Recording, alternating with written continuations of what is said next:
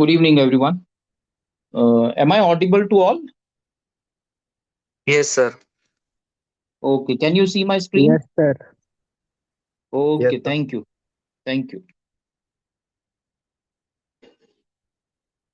So, yesterday we were discussing about the core competencies.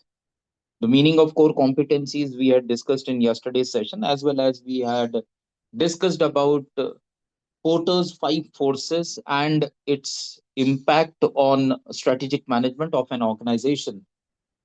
So, that two topics we had discussed in the yesterday's session, and today we will be continuing with first we will continue with the core competencies, and then we will move on to the vero model. That what is the vero model, how it is analyzed under strategic management in the organization, that we will be taking up for discussion once we complete with the uh, seven core competencies. So core competencies, we had discussed in yesterday's session that the most important skill, the most important ability of an organization or an employee is considered as core competence. Now, there are seven core competencies. It is not that it is strictly seven only. These are the seven generally, which are considered as most important core competencies by various management thinkers, and that's the reason why it is called as seven core competencies for business agility. Now, meaning of business agility also we had discussed yesterday, that it is a business, agile business is that business which molds itself as per the requirement of the market, as per the taste of the customers. That business, we can say, can be called as agile business. A business which believes that whatever we are manufacturing, whatever we are producing, or whatever services which we are offering for the last so many years, as we are on the top, there is no need for change as per the market or as per the taste of the customers. That business or that organization cannot be called as agile business or agile organization. Now, seven core competencies that we will be starting with. First one, team and technical agility. Now, how your team should be and how technology should be. Now, we all are aware that nowadays, earlier things were different, but now the things are different in terms of technology. Every now and then, the technology is changing. That means every week you will see some new technology is coming. Every month you will come across that a major breakthrough has happened in terms of technology. So every organization, whether it is in manufacturing, whether it is in services, or whether it is in any other field, every organization for its success has to keep its pace with the changing technology. No organization can say that we are not going to be affected by the change in technology. Every, even the services, for example, customer care, that also needs to keep a pace with the changing technology. Earlier, the customer care role and responsibilities were different, but with the help of change in technology, again, the things are different. Now there is no need. Automatically, the calls are recorded. And once the complaint of a customer is not resolved, earlier, what used to happen, that if I am a customer and I am having a complaint against a particular product of a company, I have raised that complaint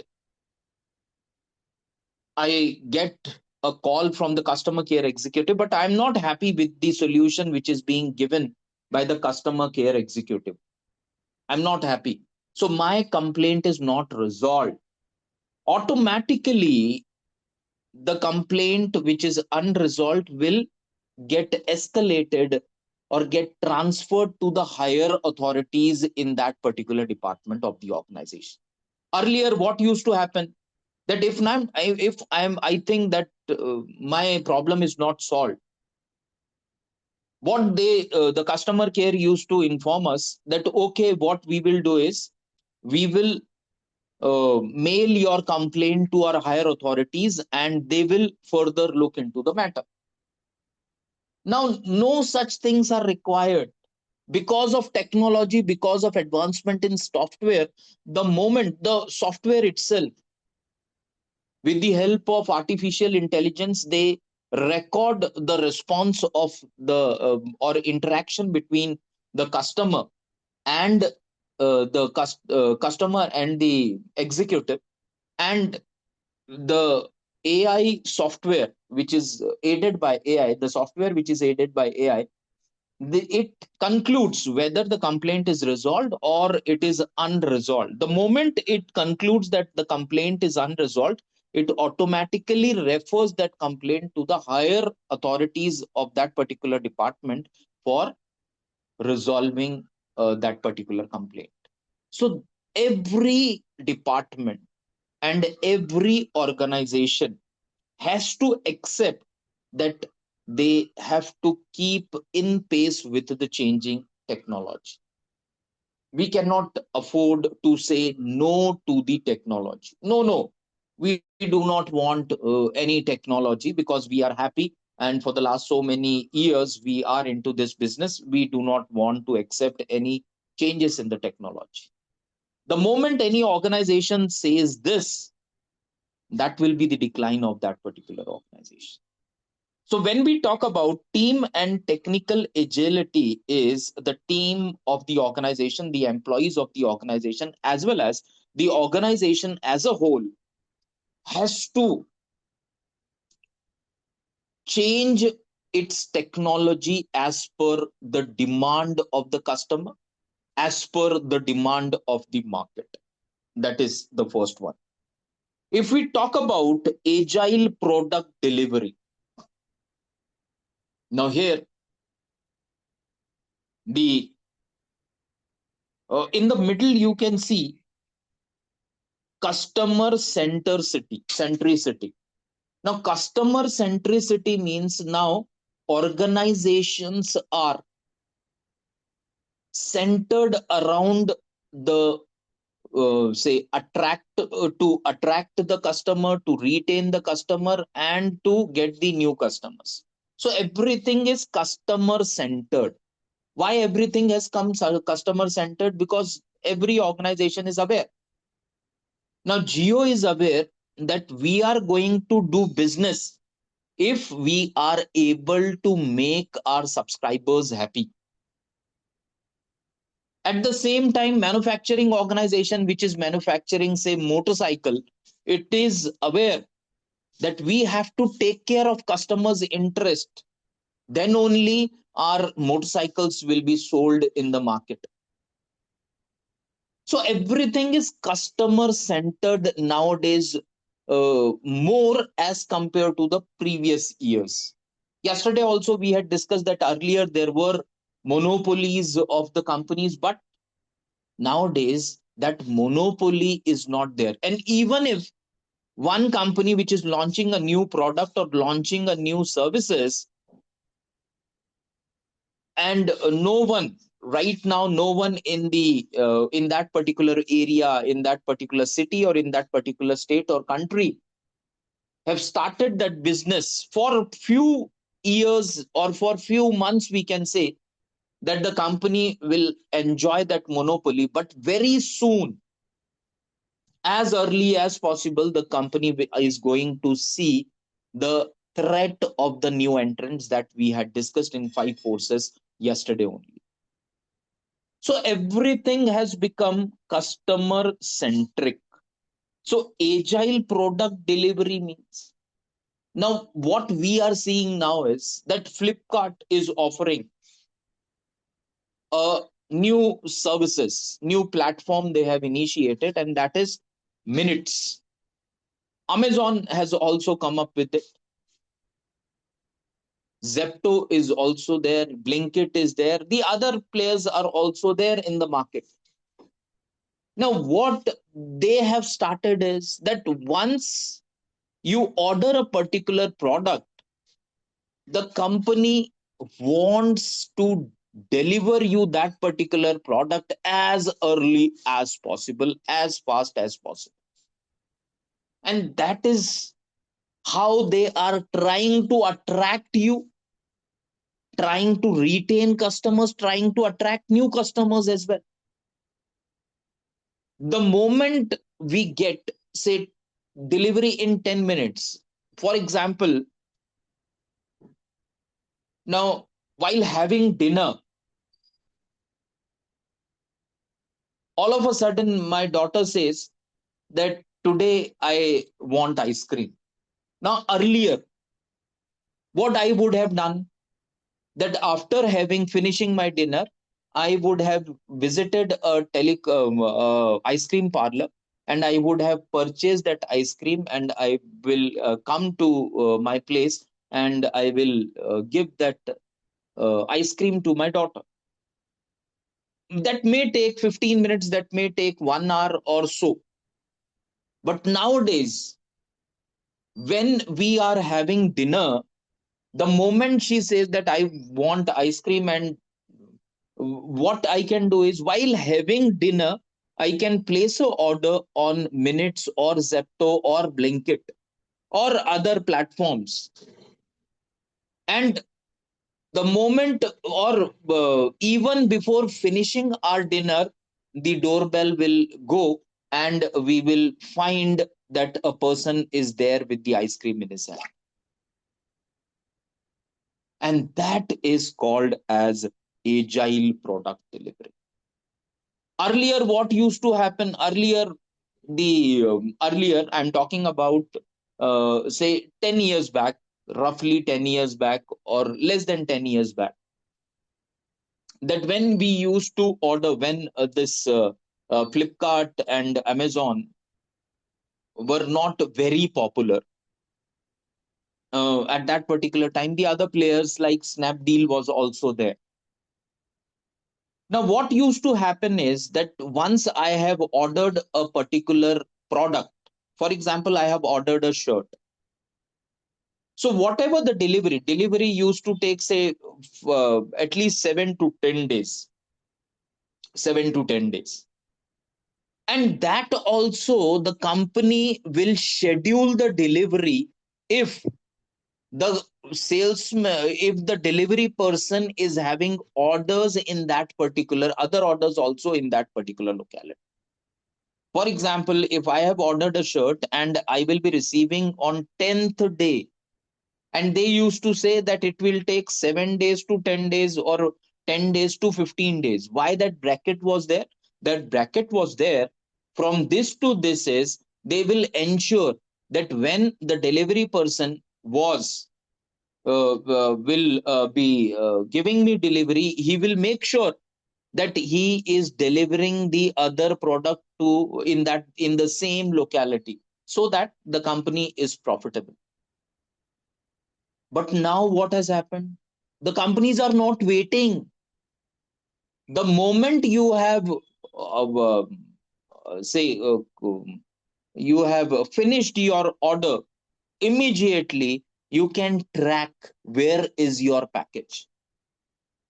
10 minutes, 15 minutes, or half an hour is the delivery time now being taken. The moment you order a shirt, a pant, a shoes, or you anything, there are number of products available, which all the online platforms are saying that these are the list of the products which can be delivered in minutes, not days, in minutes. Why the company is investing so heavily in coming up with these particular facility, in developing these facilities? The reason is very simple, because the companies are aware that now everything is customer centric and we have to make the customer happy.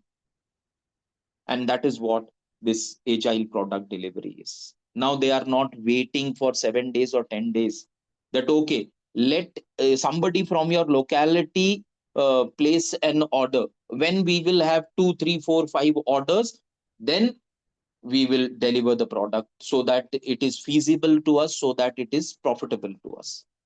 Gone are those days. Next one is enterprise solution delivery. Enterprise solution delivery is that now, earlier it used to happen that problem is there, it used to take, say, uh, days and days to for solution. But now the solution has become very fast. Now, for example, if you have ordered something through online, and your money is deducted. Earlier, the RBI guideline and the guideline of banks, or the on that particular e platform, we used to see that your amount which has been deducted, I have not purchased anything, I was checking, or I purchased and later on are cancelled. Before getting that product delivered at my place, I cancelled that product. For example, 6 a.m., I liked a shirt, I placed an order, and 7 a.m., I saw another shirt with less price, so I cancelled the previous one. But for that particular shirt, I had already paid. Earlier, we used to see a message, we used to receive a message that, okay, you have cancelled the product, so we will refund you, and that refund you will be receiving within a period of, say, 5 to 7 days. Later on, it became 3 days. And now, immediately we receive, in most of the cases, I'm not saying that it is 100%, but in most of the cases, the amount, if it is deducted and you have cancelled the order, very instantly, immediately you receive the amount back. That type of solutions the companies are coming up with. Next is lean portfolio management. Now, lean portfolio is, earlier, what used to happen, that one company is having multiple products. To maintain multiple products, again, investment is more. Now, to overcome that, they have started with lean portfolio management. Lean portfolio management is they are minimizing their portfolio.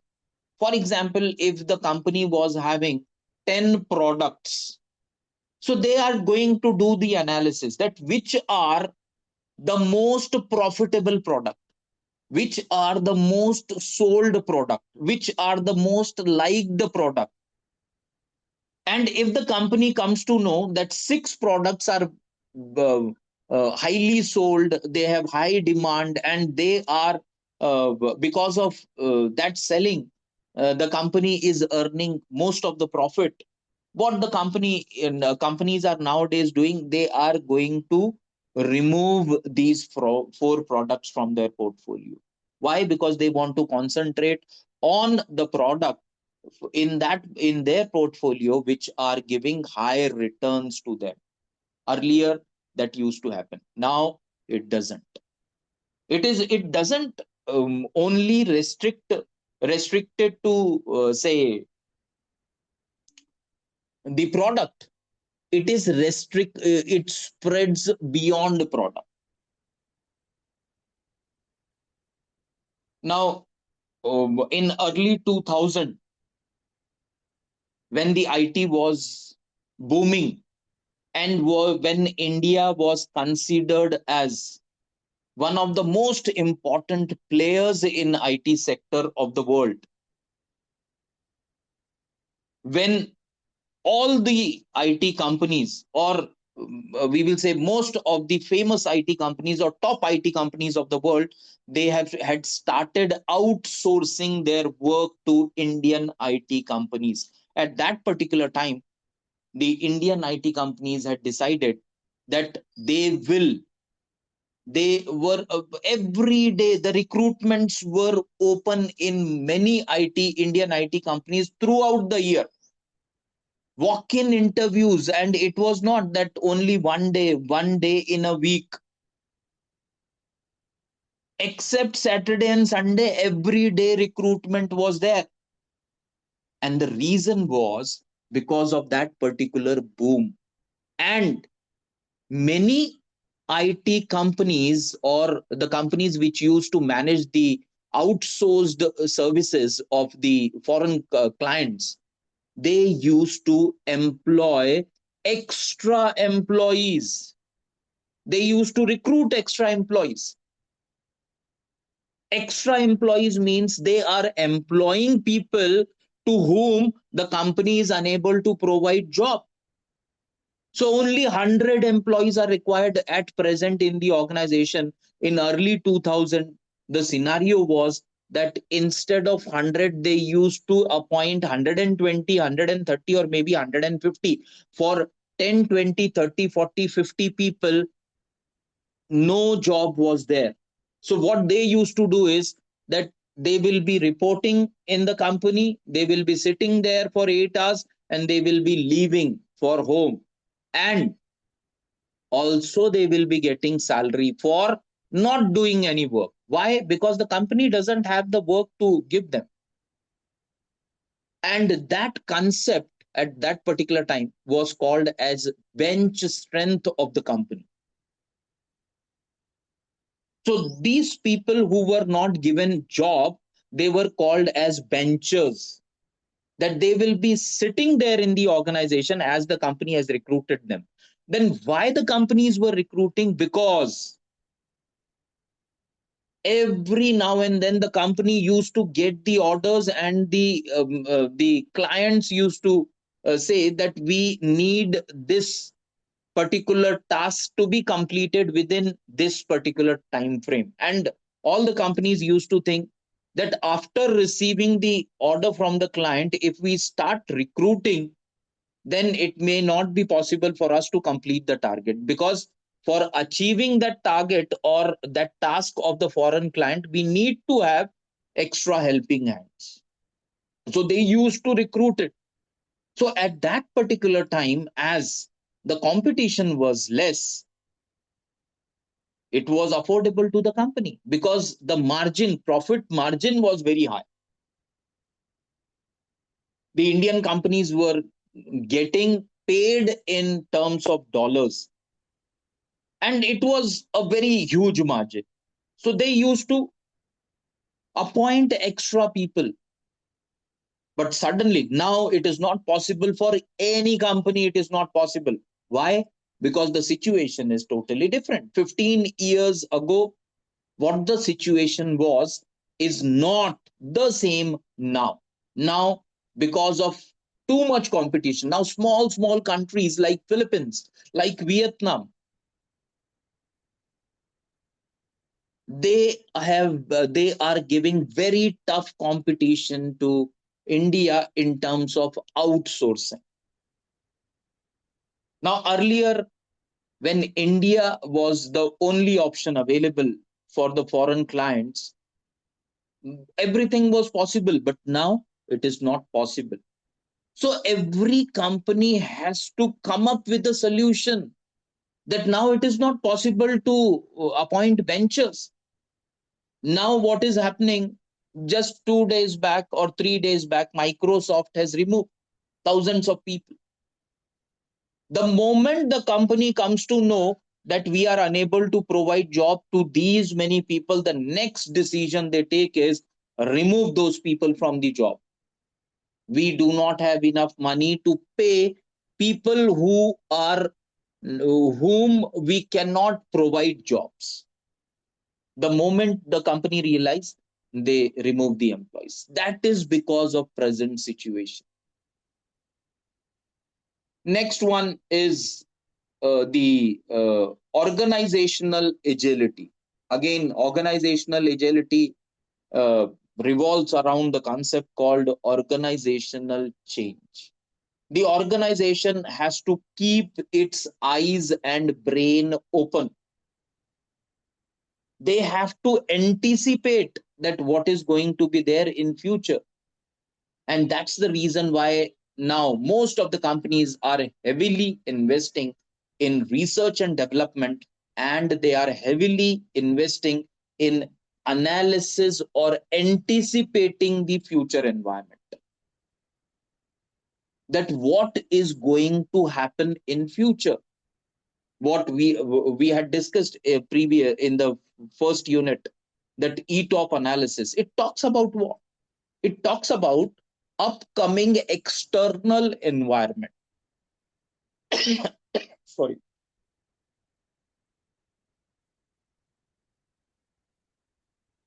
So that talks about the upcoming external environments. So same here, the case is that the organizational agility, it talks about that how alert the organization is related to its external environment, related to the surrounding. What my competitors are doing, I should always be aware of that.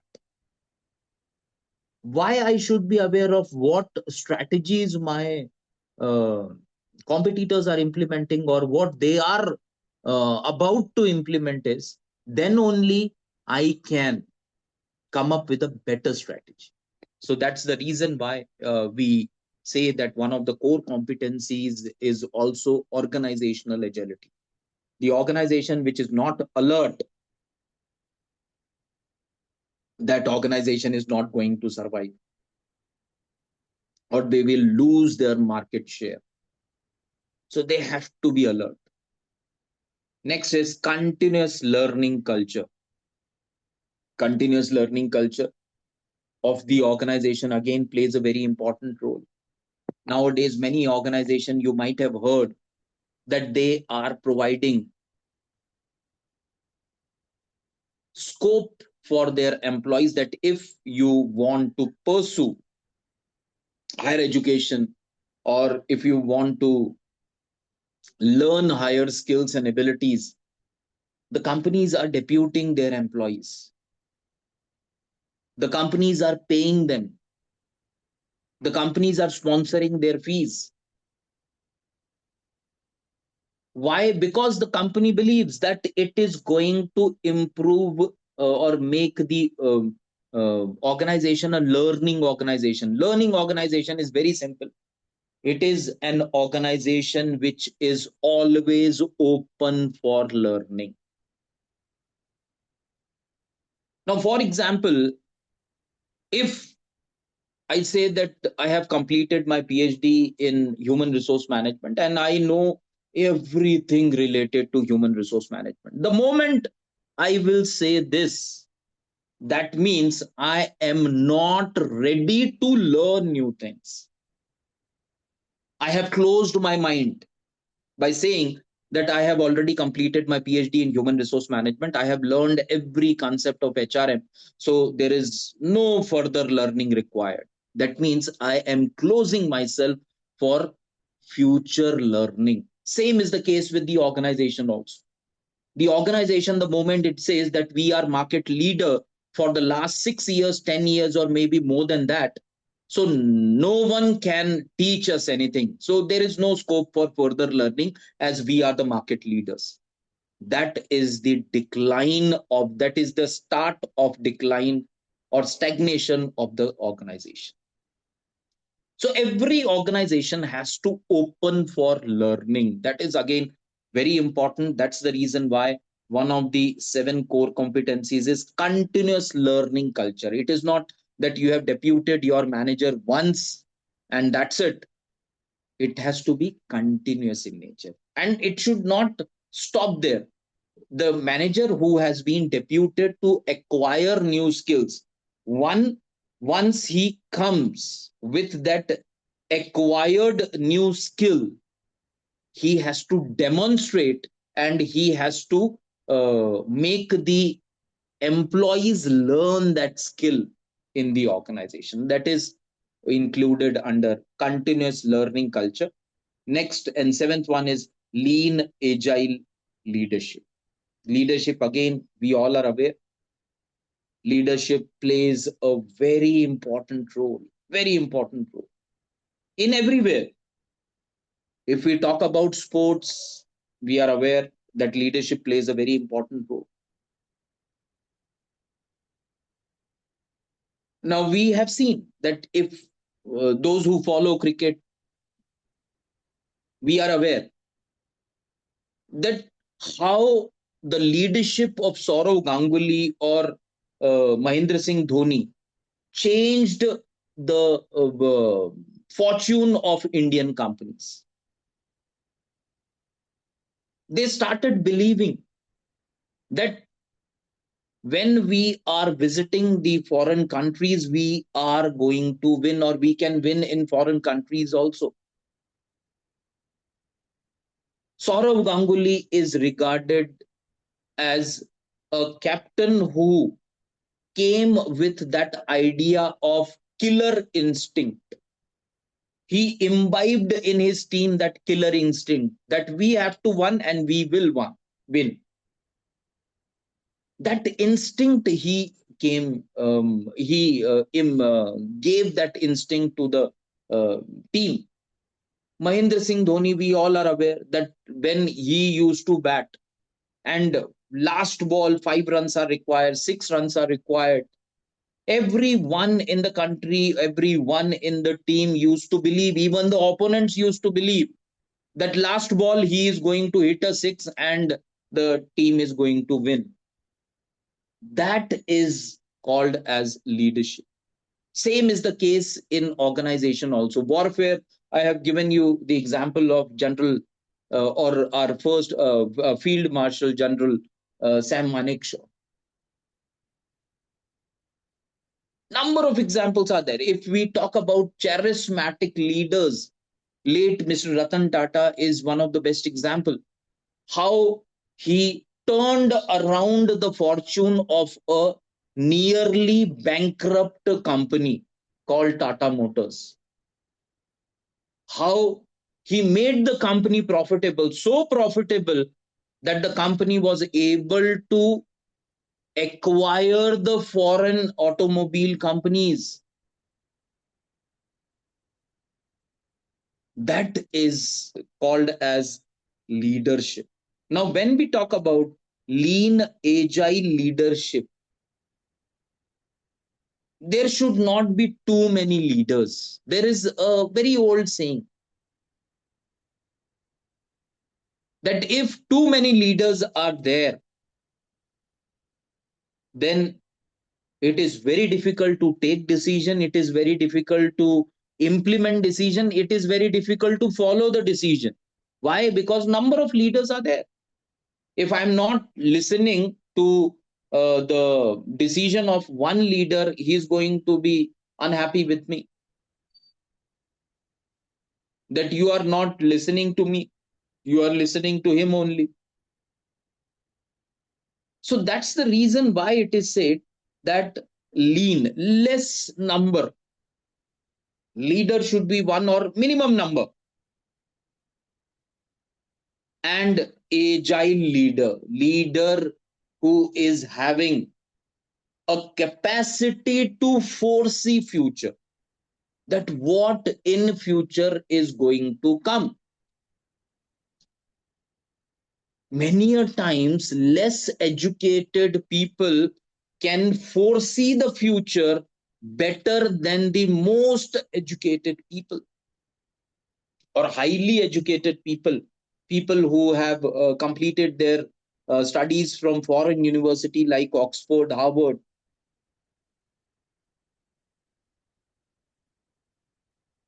Now, before Geo,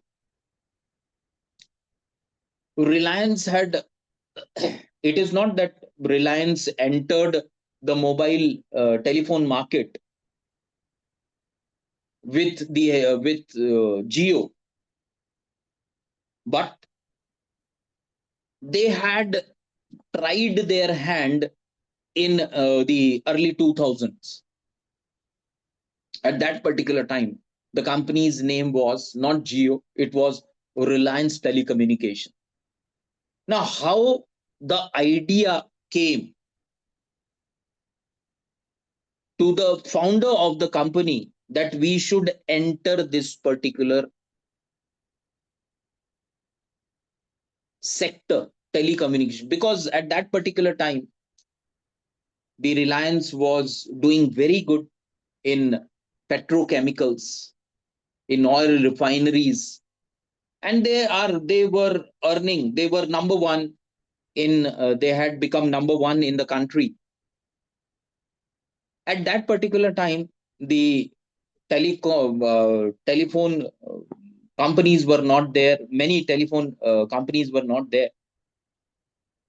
At that particular time, only the most profitable company after Indian Railways, I'm talking about the government company, which was very profitable during that particular time, and the name of the company was BSNL. BSNL was very, very, very profitable. It was just next to the Indian Railways. So it was very popular, it was very profitable. The customer base was tremendous of BSNL because very few options were available during those periods. At that particular time, while while having dinner, Mr. Dhirubhai Ambani, late Dhirubhai Ambani, when he was discussing about just business with his son received a call at that particular time, incoming on mobiles were luxury during 1990s and early 2000, or 1990s in particular. They were luxury, only rich people could afford. Why? Because it used to cost 16 rupees for per minute and 8 rupees for incoming call, 16 rupees for the outgoing call. Now, when his son, while having dinner, when son received the call, and at that particular time, he talked for say around 2.5 to 3 minutes. When Mr. Dhirubhai Ambani asked that how much it cost you, at that particular time, he said that it cost me around 36 rupees. So for 3 minutes, 36 rupees were spent, or around 40, including taxes, was spent. At that particular time, now we all are aware that late Dhirubhai Ambani was not highly educated. He was a school dropout. So he gave a suggestion, an idea to his son that if we can work on reducing the price, this telephone sector is enormous. It is having enormous profit, enormous potential. So you start working. A school dropout, is giving suggestion to the son that and the son is Stanford graduate, one of the top universities of the world. A school dropout father is suggesting the son that this is the potential, untapped potential in India. You start working on it, and definitely we will earn profit. And then they came in with the idea, and then they started the business, and it went very well. And very soon they became one of the top player in the country. Later on, because of some issues, because of some problems, the company had to wind up its business, and later on the again they started. So earlier it was managed by Mr. Anil Dhirubhai Ambani, and once he was unable to say run the business successfully, he closed down that telecommunication, Reliance Telecommunication, and later on, after a particular period of time, which was decided between both the brothers that we will not be competing with each other, after that particular time, whatever they had decided, then the Geo was launched. So it is not that every time the only the brightest mind or brightest educated leader is going to come up with a very great idea. A school dropout can give you the best idea, and we have seen the success of Geo. Mr.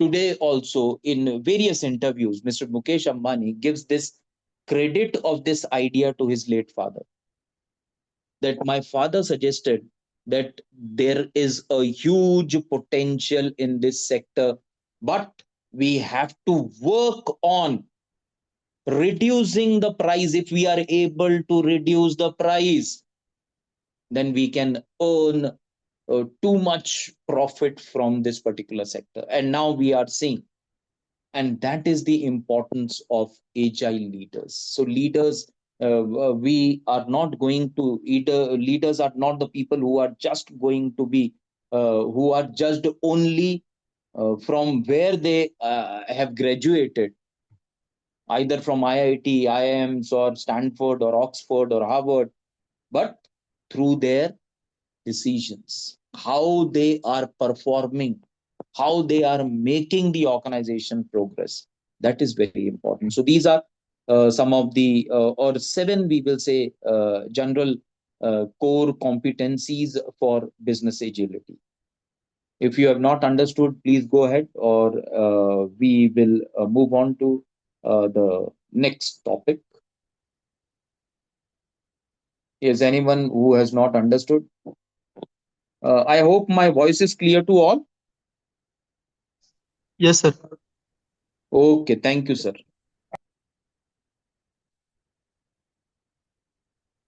So now we will start with a new topic, which is called as VRO framework.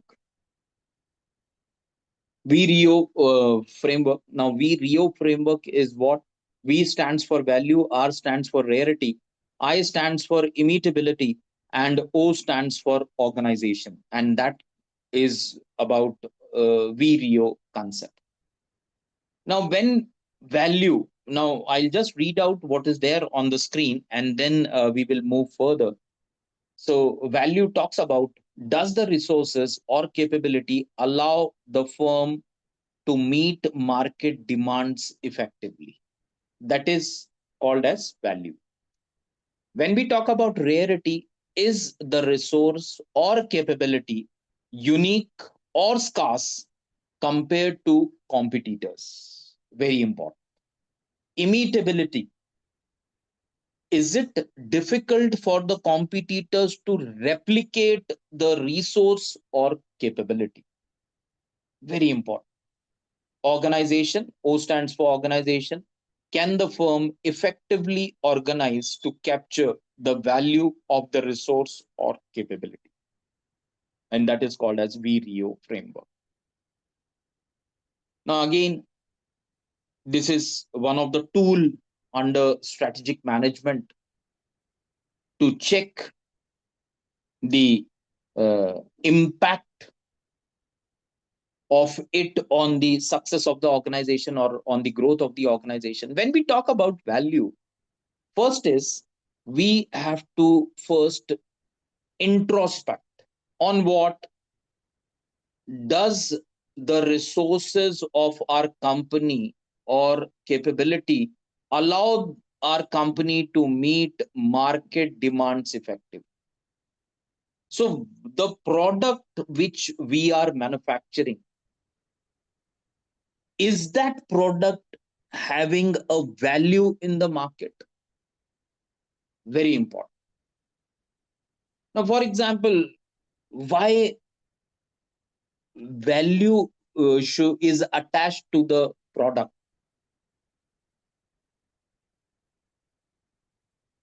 Now we all are aware that Indian dairy market is led by Amul. Now Amul has developed a value for its brand.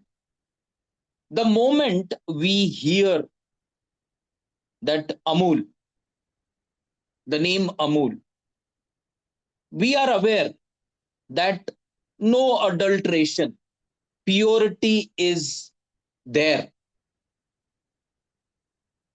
And when we are purchasing dairy product, and if the other dairy products are also there in that particular refrigerator, in that particular refrigerated shelf or cupboard, along with the Amul, most of the people are going to go for Amul, even if the price is towards the higher end.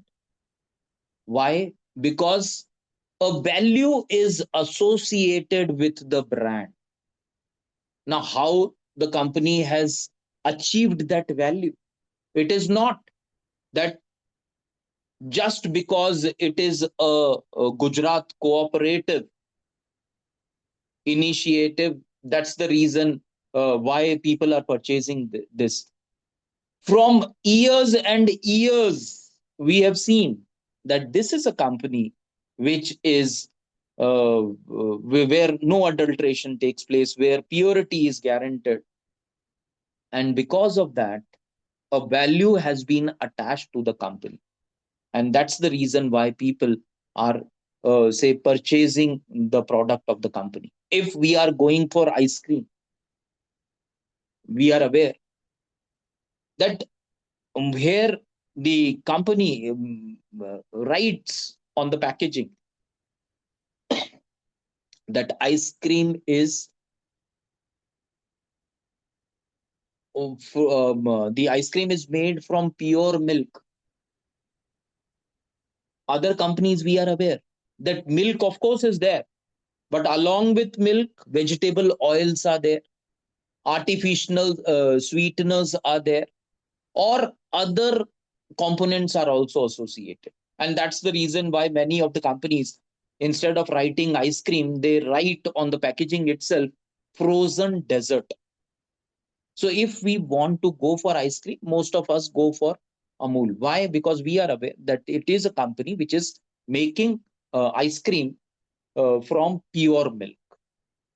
So every company has to see to it that whether we are able to give a value, provide value to our product. If we are able to provide value to our product, then yes, our product is going to be hit in the market. So that value should be attached to the product. That is very important. Next, when we talk about R is rarity. Rarity is what? Which is very rare, which is not very common. That is the general meaning of rarity, which is not very common, not very easy to find. So that is called as rarity. Now, what it says is the resource or capability unique or scarce compared to the competitors? Now, many companies are there in the market which are earning profit on the basis of their rarity. They are very rare, and because they are rare, there is less competition, and because of less competition, the companies are earning more profit.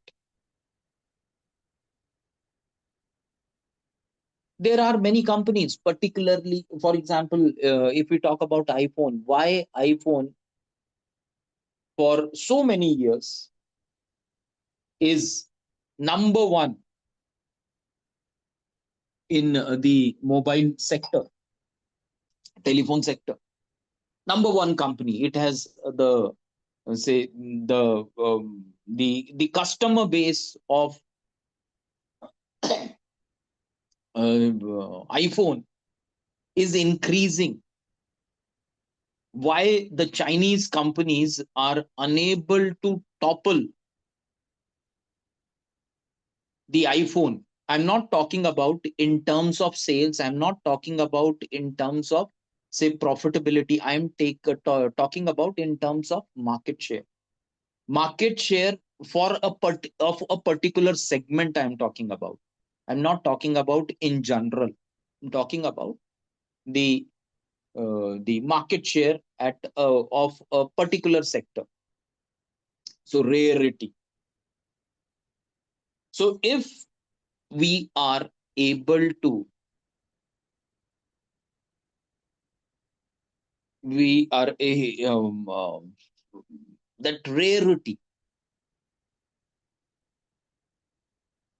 the product is so rare, not easy to find or easy for the competitors, the other companies, whether it is Chinese companies or Korean companies which is manufacturing telephones or mobiles. For these mobiles also it is very difficult. Why? Because it is rare, very rare technology. Every now and then, every year, or every 6 7 months, the company, that is iPhone, is coming up with new version, new specification, new features, increased quality, increased performance. So every 6 months, every 7 months, every 9 10 months, or every year, the companies keep on adding. The moment the competitors, they get to know, okay, these are the specification which are being added in the next version of iPhone, so they start working on for that particular version. And when the competitors are able to achieve that particular version at that particular time, the company has jumped to another version.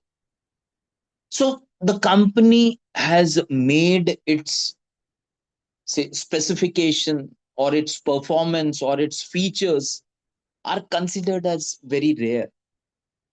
And that is the reason why the other companies are still unable to, say, topple or overtake the iPhone or Apple. So rarity should be there. Then, for example, if we talk about the aviation sector, in aviation sector, now the engine engine of a airplane. Now, very few companies are there in the world which can manufacture jet engine. Why? Because it is very complicated. Very complicated. It is very rare. It is not that each and every okay, American companies can manufacture, or the European companies can manufacture, or Indian companies can manufacture. It is not so. It is very difficult. It is very rare. Selected companies are there in the world which can manufacture jet engines. India is still working on it. For the last 40 or more than 40 years, India had started working on its own jet engine, which will be powering the satellites, or which will be powering the air ships. And the name of that jet engine is Kaveri. And it was started in the year 1985. So 1985, ISRO decided that we should come up with our own jet engine. We should not be dependent on the foreign companies for purchasing the jet engine. So for that, the India initiated the concept, and in the year 1985, it was approved that India will be starting doing research in manufacturing the jet engine. So we are in the advanced final stage of manufacturing a jet engine, but still some tests are going on. So after 40 years, just think that how rare it is. It is not easier, it is very difficult, and that is what rare. So once a company is having that rarity in it, the product is very rare, the services which the company is offering is very rare, so company is going to do good. Why? Because the product is very rare, because the services which the company is offering is very rare. So that is, if your product is very rare, definitely you can earn more profit, you can say be more prosperous in terms of growth for the organization. Now, I and O, that is immutability and organization, that we will be discussing in the next session. And next session we will be conducting on Monday. So on Sunday, again, for HR students, for BA, and for operation students, uh, just a reminder that on Sunday we will be having our session uh, at the same time, that is 10 a.m. on Sunday. So all the students from HR, from operation and BA have to be present on for that particular OJT guidance session. There we will be checking the progress of all the students. So uh, you have to be there before 10, exactly at 10. Once we will are going to start with the session, we are not going to allow anyone join, right? So please be there at 10 a.m. on Sunday for HR, BA, and OSCM OJT guidance session. For marketing and for finance, we the mentors have already mailed you. Please check and be there for the OJT session of finance and for marketing on that particular specific dates and time. So thank you everyone for being present for today's session. Thank you. Thanks.